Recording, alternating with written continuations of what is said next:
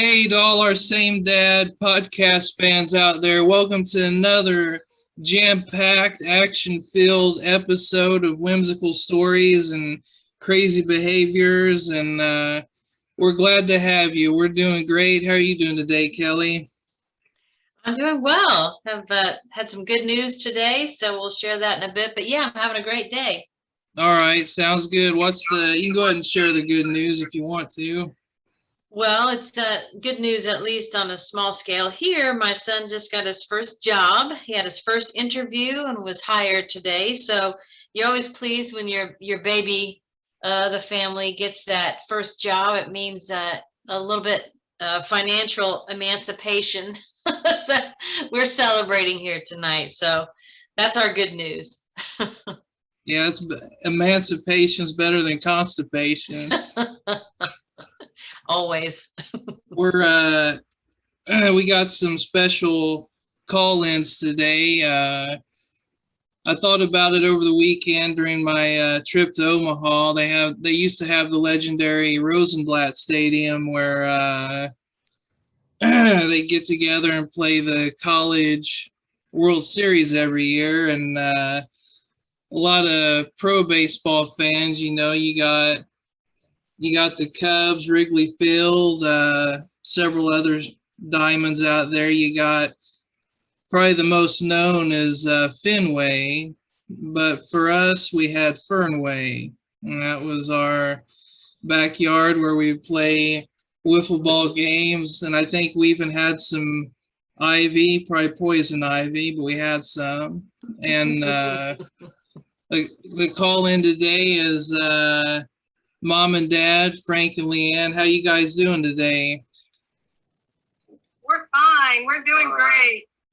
All right, good deal. What did you guys do today? Well, your dad worked in the garden. He pulled up all the zucchini and the pumpkins. We got a big pumpkin patch for Eli to come and set in and wait for the great pumpkin. There you go. Awesome movie. Kind of shocked me that we had that many pumpkins. I don't know. Should we throw them at cars or throw them in people's yards and bust them? I don't know what to do with all of them. Yeah, you could randomly stuff them in mailboxes throughout the neighborhood. Hey, that's a thought. Give them to the people we don't like. Yeah, there you go. I'm dying for you to hear my frog. Can I do my frog? Yeah, let her rip.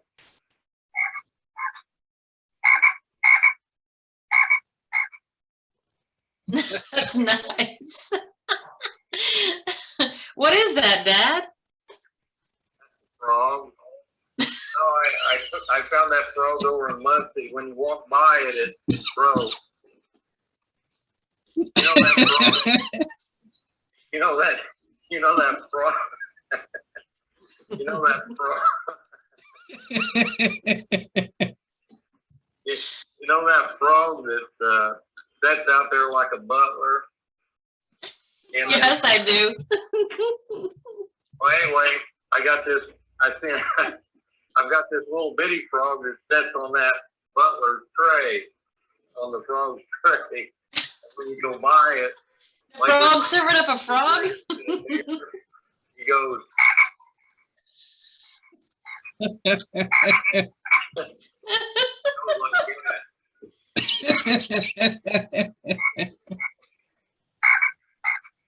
But the weird thing is, though, your mom was sitting on the porch the other day, and the damn thing started croaking. And for it to croak, somebody has to walk past it. It scared the shit out of her. She came in. She said, "You know that song crow?" Man. Ghost out there getting a beer. I guess.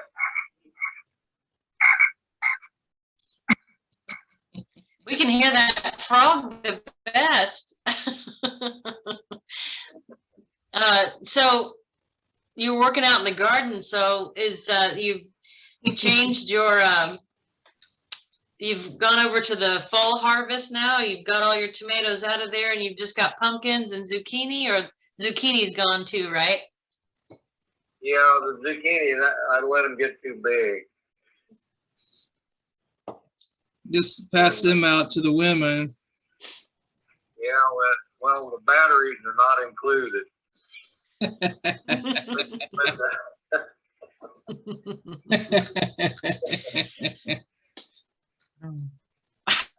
So more than pants, it doesn't take long for a gaggle of women to come gather around and pick them up.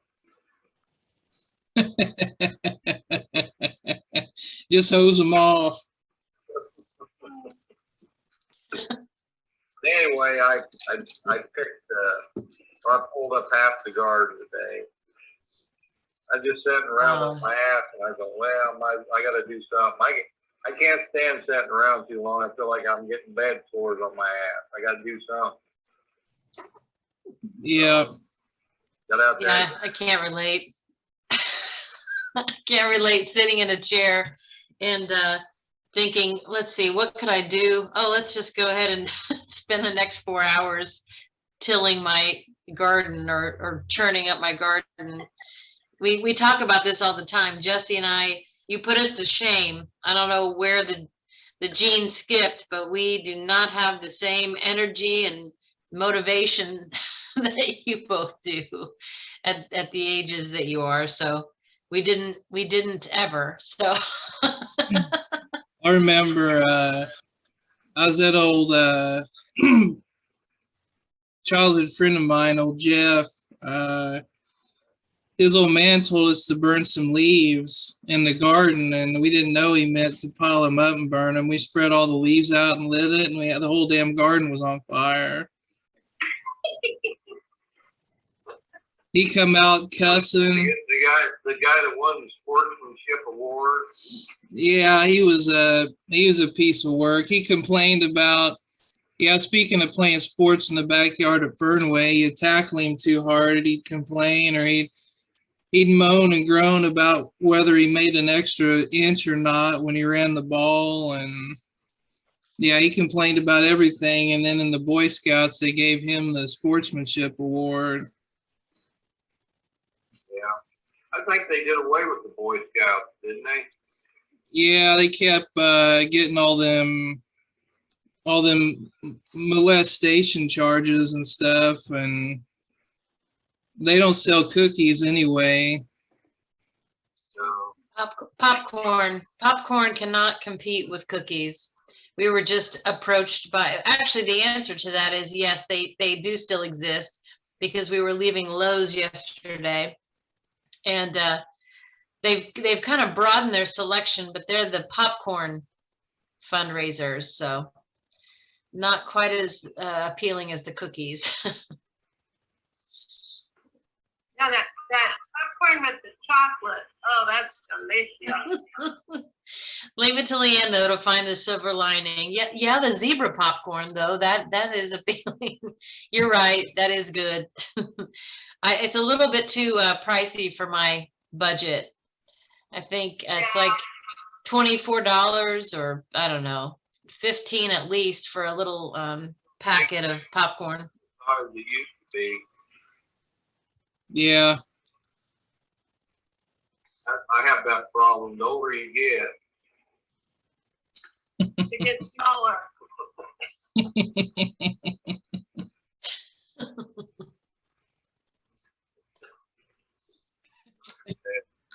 Well, Jess, so talk to us. What do you remember about the? I love the comparison between Fernway and Fenway. So, what's your recollection of baseball in the backyard, or wiffle ball, to be exact? Well, I don't know what the town of Boston smells like, but I know the cat lady next door had about 30 cats. And on a summer day, if that wind would blow, it'd burn your nose out, all that cat shit. Never cut her. It's always nice to have company come to the house when the wind was blowing from that direction. Yeah, you want to get rid of your company, take them outside. Yeah, they didn't stay long. Yeah, you hit a home run over there or a foul ball. You have to she never cut her grass, so it'd be 2 feet high, and you'd have to go find the ball in that mess. And yeah, I remember that. And I remember we always had, what we used for bases. We had a clothesline pole was first. What second was, what was, Second was tree, wasn't it? yeah, second was that flower bush. Then I was third base, the sand, Sand pile? yeah, where all the cats get in it. Yeah, I was gonna say the one where you had to cover up, but you still kept that sandbox for Jess. But I do remember that was often the community litter box. So I always remember playing. So, you know, third base was always kind of off center, so you had a longer run to home base or home plate, home base. Did I ever play ball?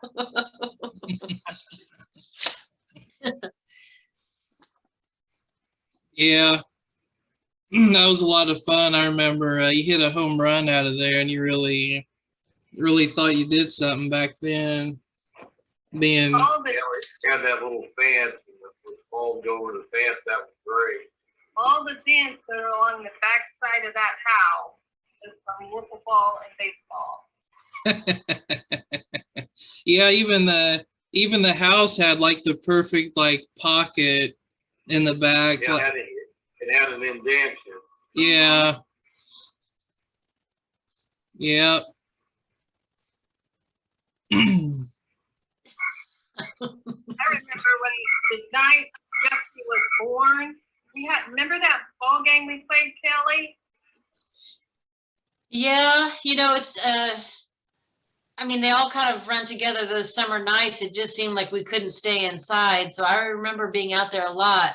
But I do remember right up to Jesse's birth, you participated in just about anything we'd ask you to. I remember playing baseball with you guys, you and your dad, and I think, was there somebody else, or just us three?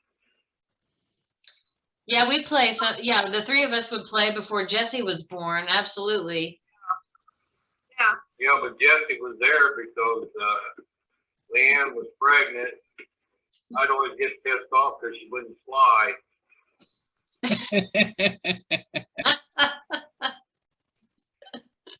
She was a slacker. Couldn't stand the slacker.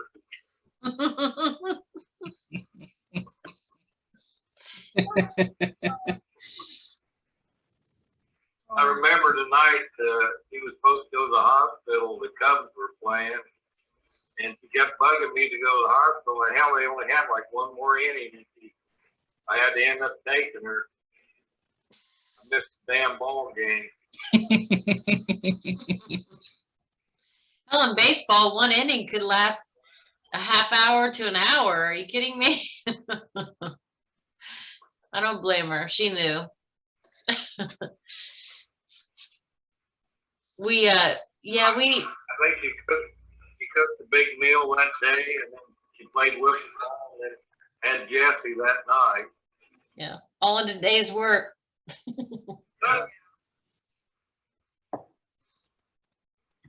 Leanne's always been Superwoman. We've known that for a long time. About that hill he climbed out there at Mounds. He was fresh. Oh yeah, we were doing a hike mounds, and I think it rained or something. There was water over the trails that went down by the river. We come across this one part. Okay, we can make it up this hill. We did. I climbed up a hill. 6 months pregnant with Jessie.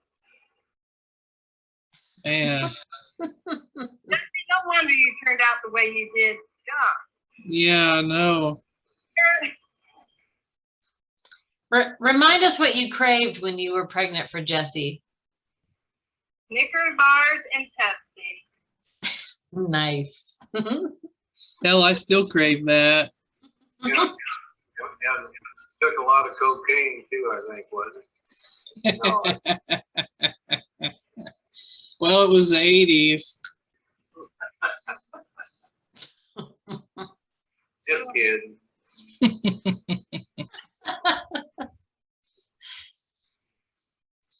Oh man.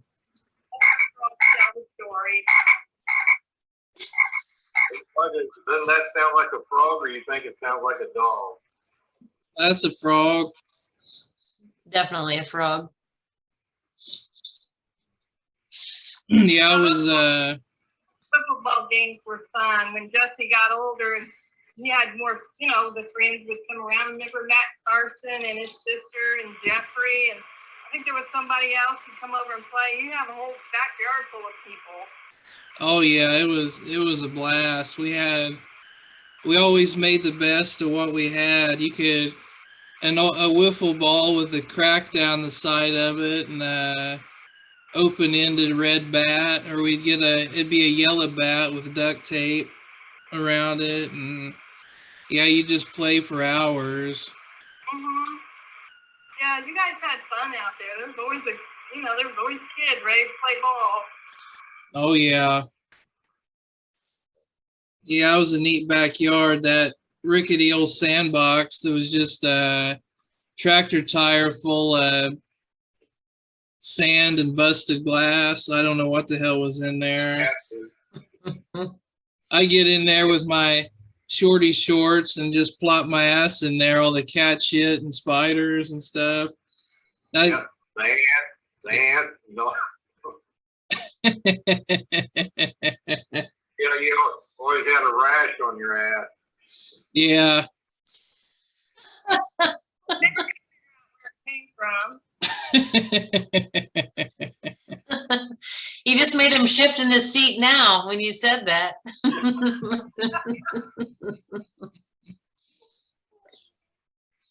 Yeah, it was good times. Yeah, you're right. You made the best out of what you had. Yeah, sure did. We was poor.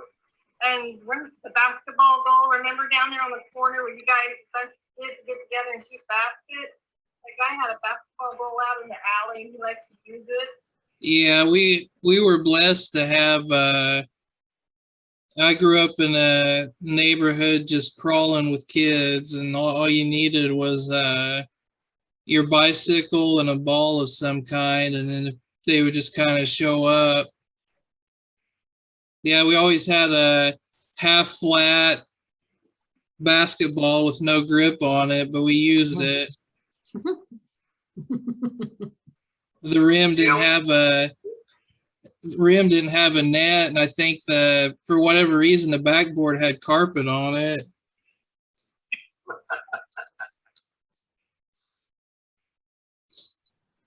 You knew something big might be happening when everybody gathered up and went down to the vocational school. It might be to fly a kite, or maybe there really was a pretty big group that was ready to play kickball. But that was another place that was always fun to drive down or ride down to the vocational school.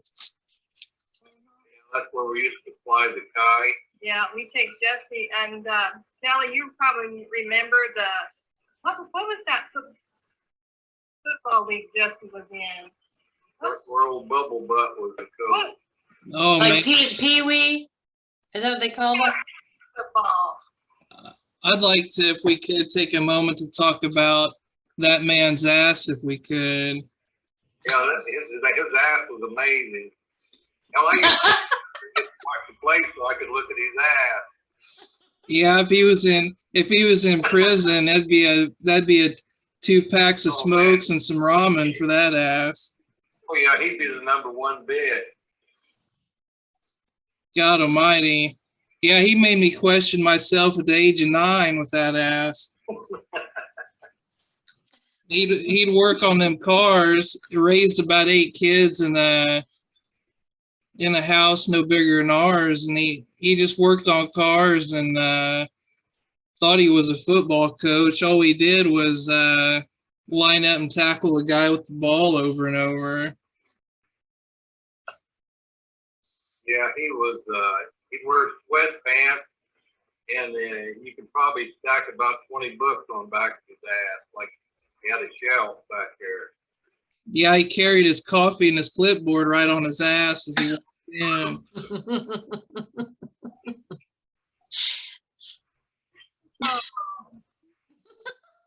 Yeah, it was pretty wild. We had a bunch of scrubby bastards on the team. I don't even know if they were really in school, half of them. We barely had 11 guys to play. I remember they'd mix the varsity with junior varsity just to get enough guys to play, and we lost every game.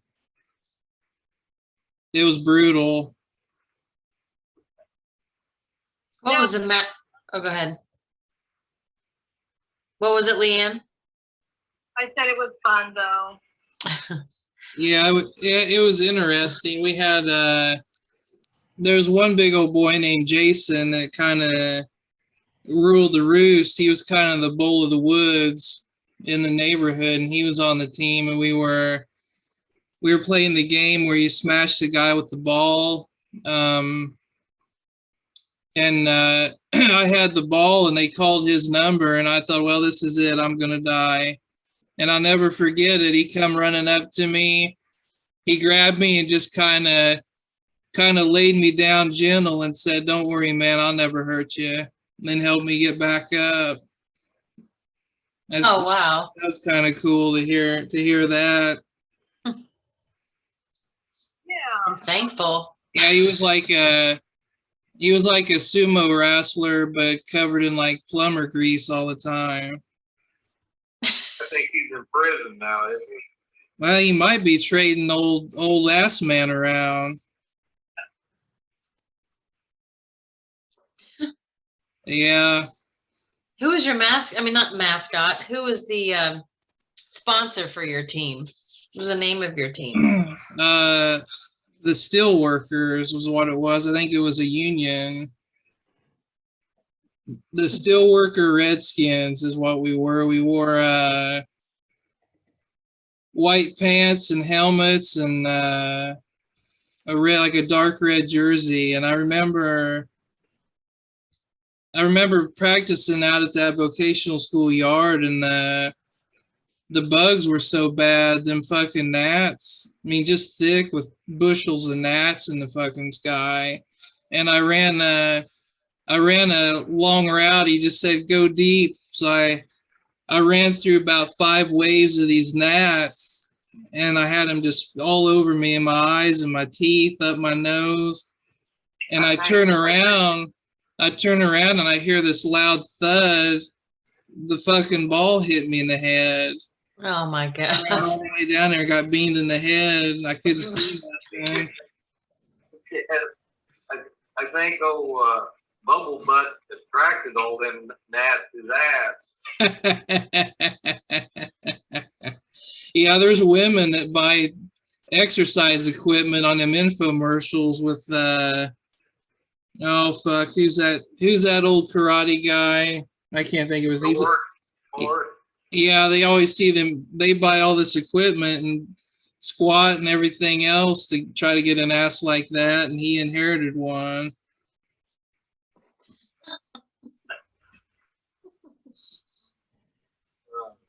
And I think he just wore them red shorty shorts on purpose all the time.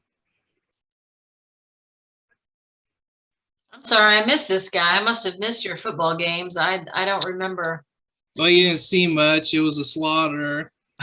It was just 11 good-hearted guys wanting to play ball, getting the shit kicked out of us.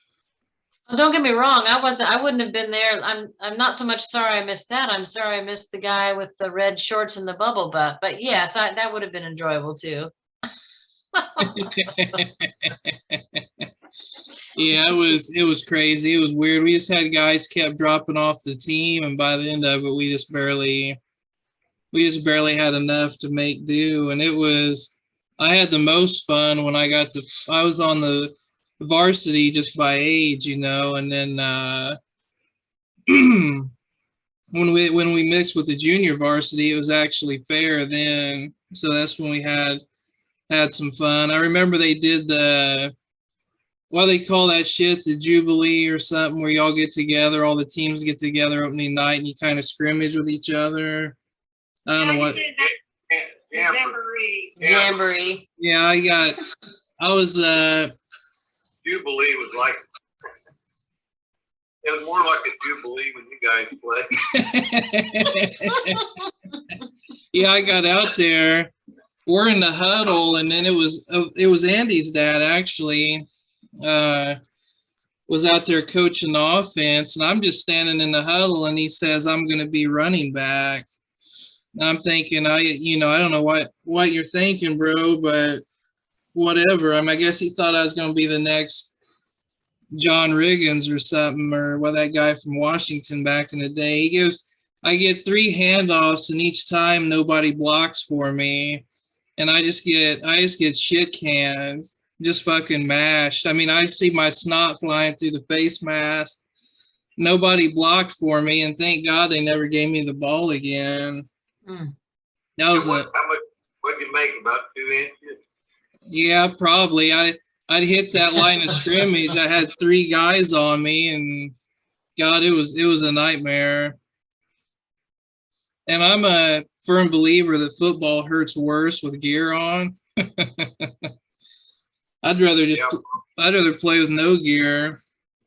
Them rugby guys seem like they never get hurt as bad as a football player. No. So that was the first time Graham realized he didn't want to play. He tried out for 8th grade football, and he was really excited about it. They were thinking about making him a wide receiver. He's fast. He had no concept, and so when they had their first practice with pads, and he got just plowed, just taken out, he came walking out to the car, and I guess his dad picked him up that day, because I don't remember him talking to me about it, but he sat down, and his dad said he got in the car and his chin started to quiver. He said, I don't think I want to play football. And that was it. So he practiced all the way up to pads, and because they had real hits that day, he realized what football was all about. So he realized that wasn't for him. So not everybody's cut out to play football, that's for sure. No, it's a dangerous sport, no doubt. Especially at that age when everybody hits their full physical potential at such different stages. You got some guys out there with beards and fucking chest hair, and they're grown men at the age of 14. Then you got late bloomers like me. It's there's such a difference in like body structure at those ages too. Yeah, he was built like a runner, and that didn't match up. The guy got knocked down. They didn't take precautions. They just watched the guy for a while and maybe take him out of the game. Sometimes put him back in. I remember I was like a sophomore, and this senior, he got knocked out, and it was my duty. I had to step beside him on the way back to the school. And of course, he had a concussion, and he kept asking the same questions over and over again, and you answered them. And he just got off the bus, and somebody drove him home, and the next day he was at school. They didn't really have the precautions they got now. No. It was really really dangerous. I know I was doing a drill one time, and back then it was okay, lead with your head. This kid, he wasn't a great football player, but he was probably about 300 pounds, and he was low to the ground. And I lined up against him, and we hit head on, and there's this sound you hear. It's like it's the weirdest sound. Everything goes quiet, and you hear like a in your head. And I took a couple steps, and I just felt like I was stepping in post holes. But nobody, you just kind of shake it off. Nobody comes up and says, well, sit down a little bit, just went right back out to play. That's crazy. Yeah, it's crazy. I'm sure there's a lot of guys.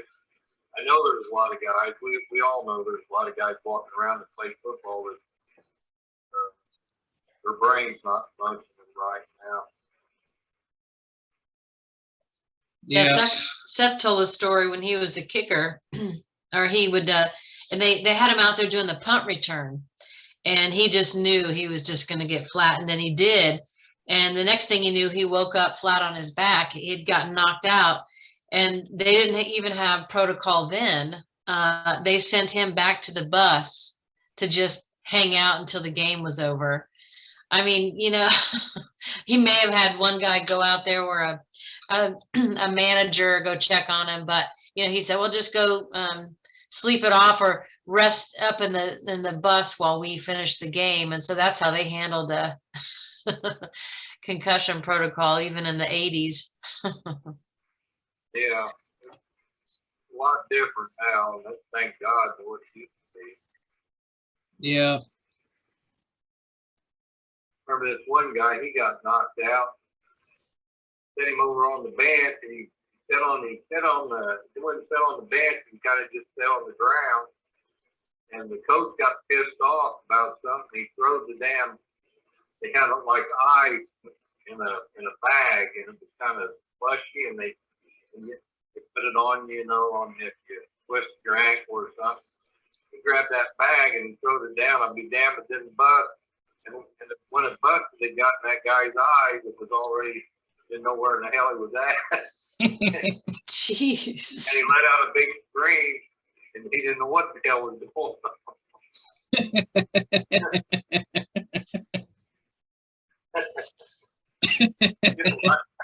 Couldn't laugh, but it was funny when it happened.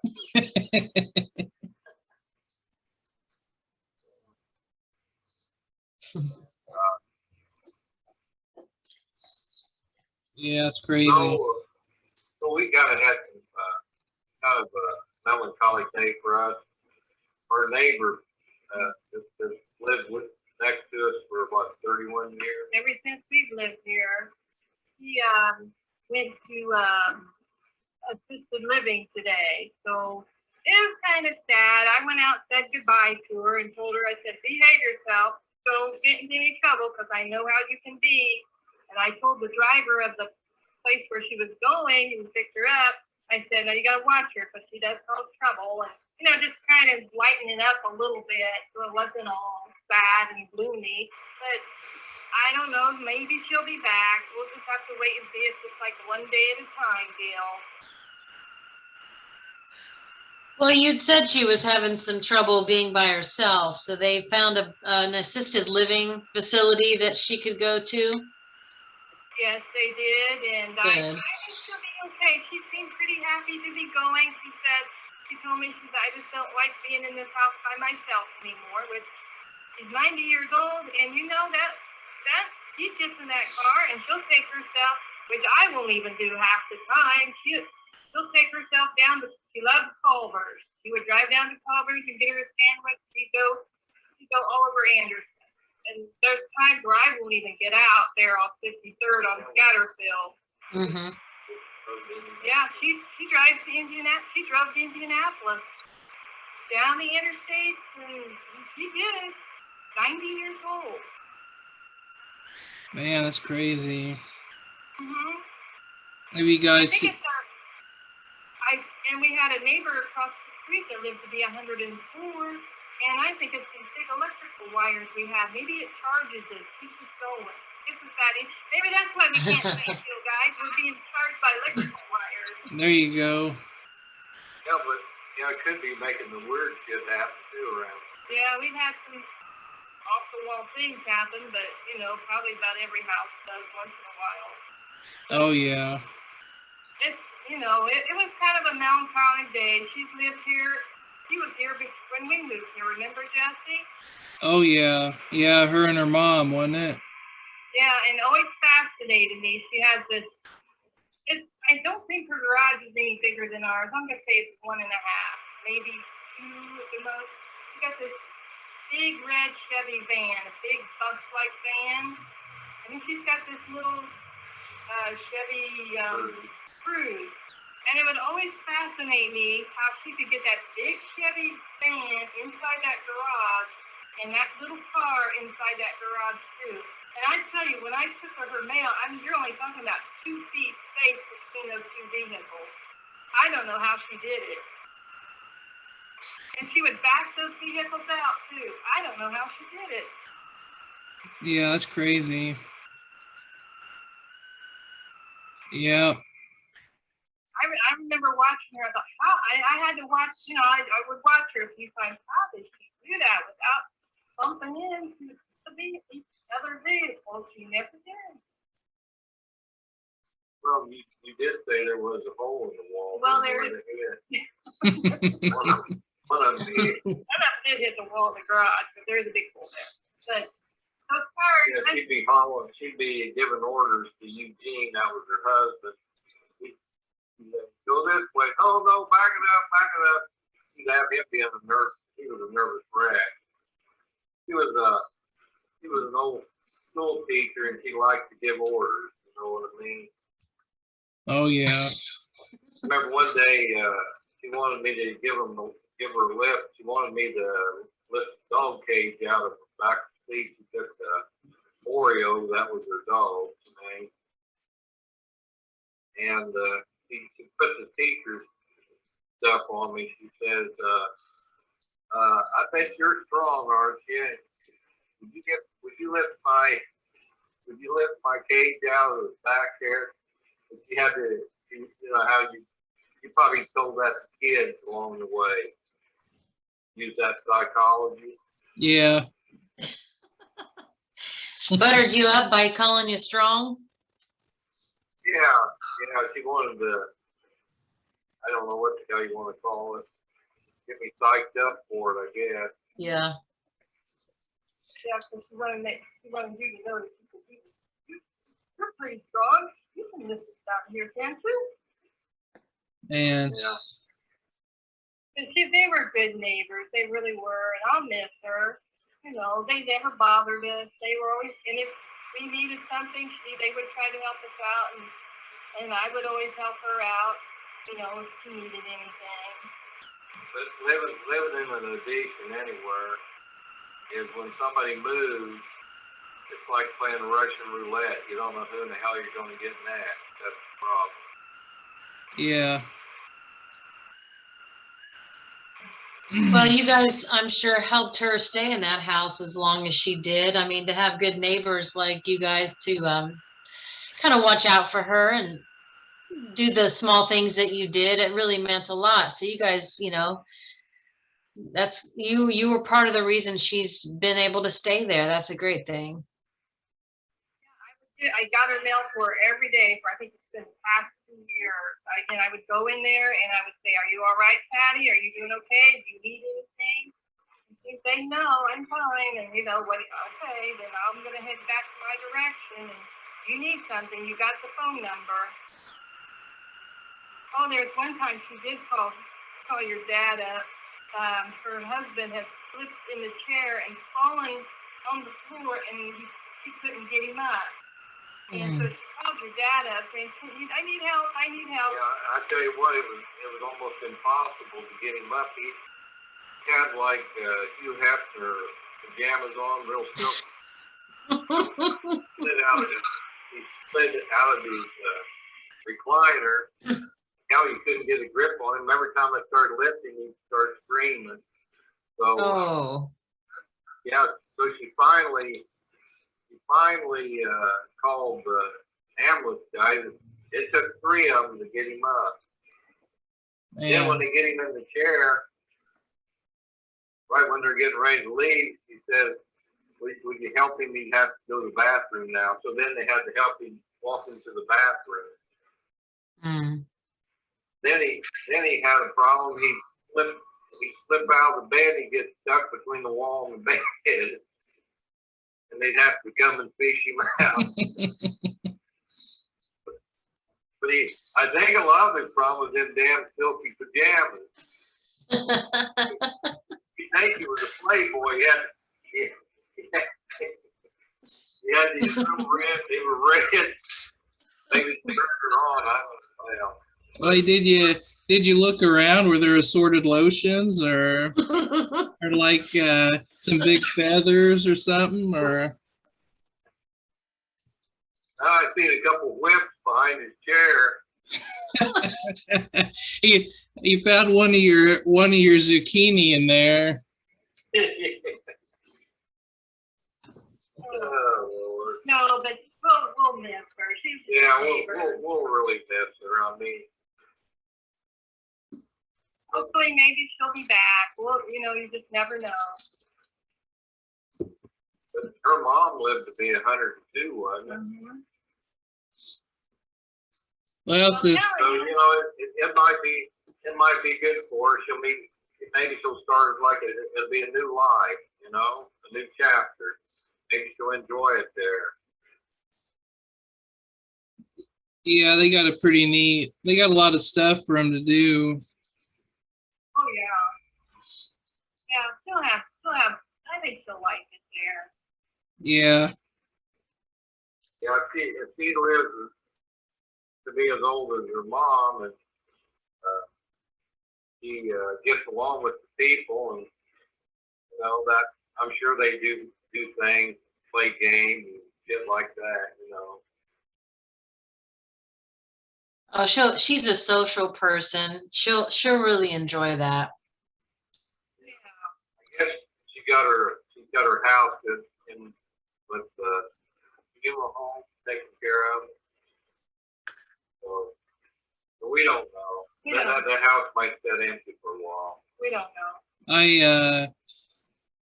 I noticed something on my last trip home with you guys with the passing of Andy, that you got two funeral homes in town. One is Loose and the other is Butts.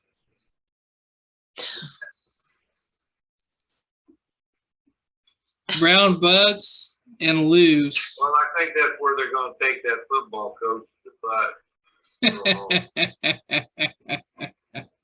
They'll need to make like a statue for that guy. Speaking of statue-worthy individuals, you care if we share some Caligula stories, or you want to save that for another day? Caligula.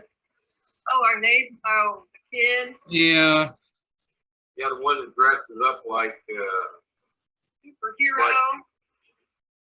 Well, What was it he had on? Anything else? oh yeah, it looked like a Trojan soldier, wasn't it? Yeah, he had on a red cape and I don't know. You mean when he wanted to give me a ride? Yeah,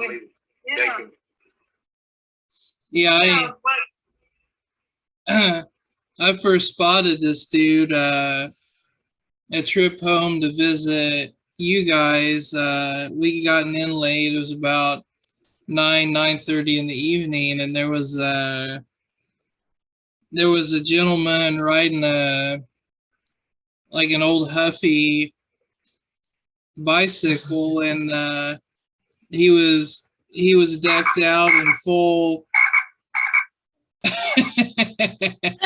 he was decked out in full Roman battle armor, riding on this bike. Like, he had the chest piece and the gown and the headgear, just riding this bike.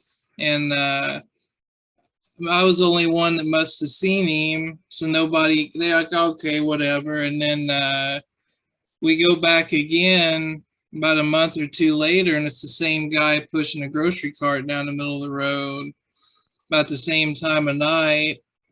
And then I just started calling him Caligulus for the Roman armor.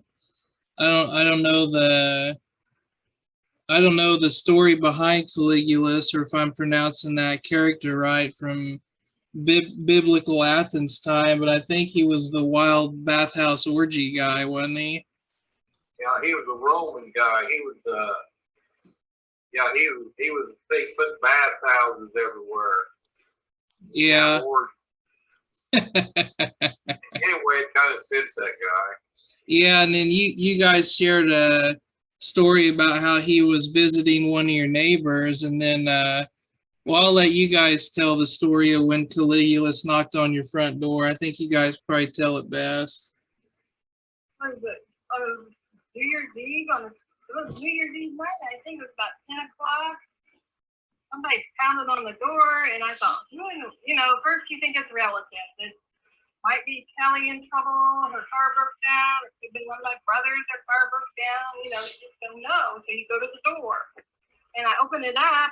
I didn't open up the storm door, I just opened up the front door part. And there stood this guy with a red cape, some kind of costume on. He had lipstick on his face. And he said, I need a ride to Scatterfield. And I'm like, what?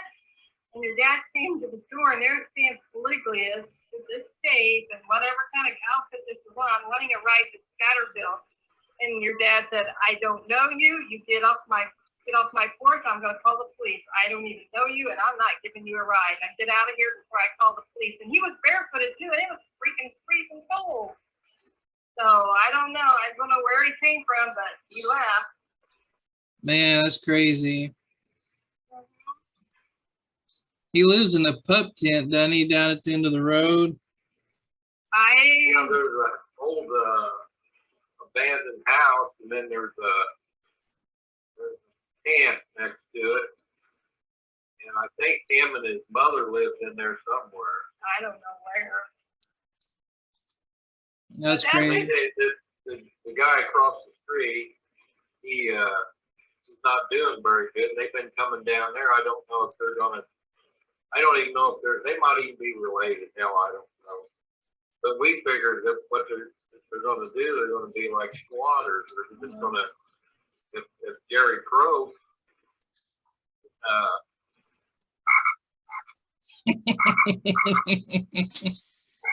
anyway, if he Crow, we're afraid they're going to go through the door and just live there until somebody throws them out. Man. That's our adventure with Polyglot.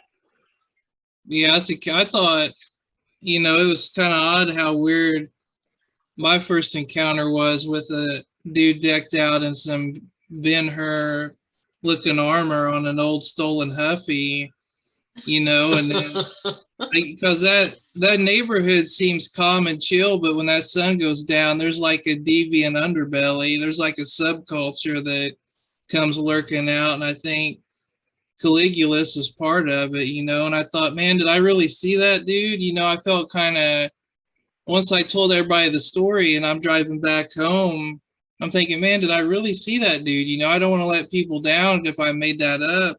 But then like 2 or 3 more weird ass situations with that guy, and then you guys saw him firsthand at your front door. I mean, and then he lives in that pup tent down at the end of the road. Man, that's a real deal. Yeah, it's definitely different. Well, yeah, you're right. When the sun goes down, weirdos come out. Yeah, we're going to have to keep our eye on this, on the Patty's, our neighbor's house. It's gone to the assisted living. Yeah. That's just, you know, that's just where everyday life around here. Yeah, you know, you are right. There is kind of a subculture here. I don't know if it's like that in all towns or not, but I know I don't get out too late. One night when we had our gas problem here, I got the kerosene heater, so it would freeze to death. And I noticed when I went to get the kerosene, damn, the weirdest people was at the filling station. I couldn't believe it. It was like gothic. They had like these vampires with women. The girls had like weird shit around their eyes. The clothes was weird. I don't know. Well, Jesse, we've reached the moment where we've kind of, I think, come full circle in our conversation. And I first wanted to thank Dad and Leanne for hopping on tonight at such short notice. I really wanted to record, you know, what it took to get you on tonight, since you guys are so busy out in the yard, but you guys have risen to the occasion, and we appreciate you coming on tonight. It's been really fun hearing the stories. Anything else you want to add tonight, Dad or Leanne, before we wrap up? Do what? Perfect. Do what? I couldn't have said it better myself. So Jess, Well, I guess how do you want to wrap up tonight? we'll just do it. I guess I ought to tell a quick frog joke. There you go. Go ahead. Somebody called Miss Piggy up, and she said she couldn't talk. She had a frog in her throat.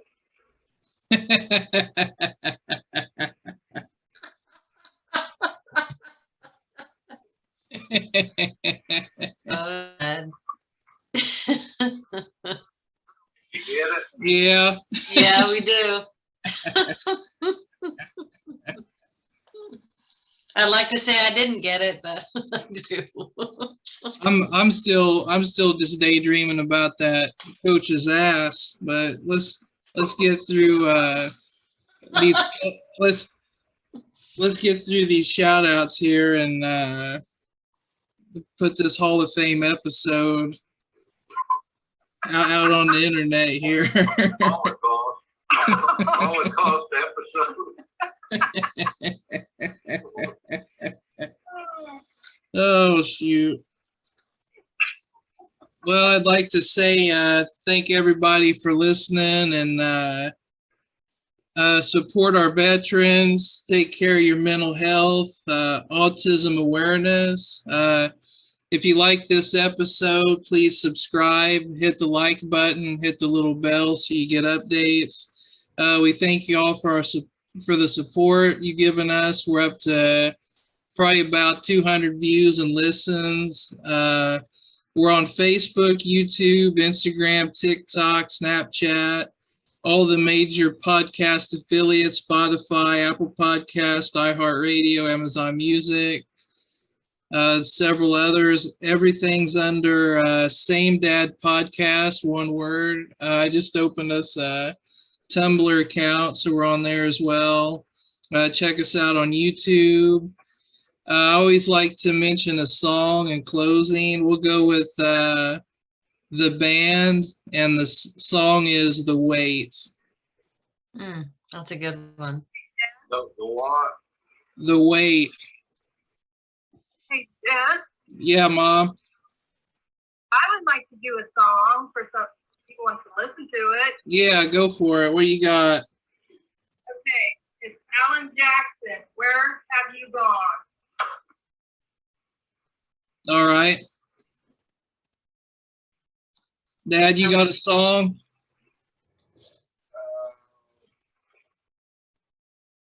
No, not right now. This is all I got, really.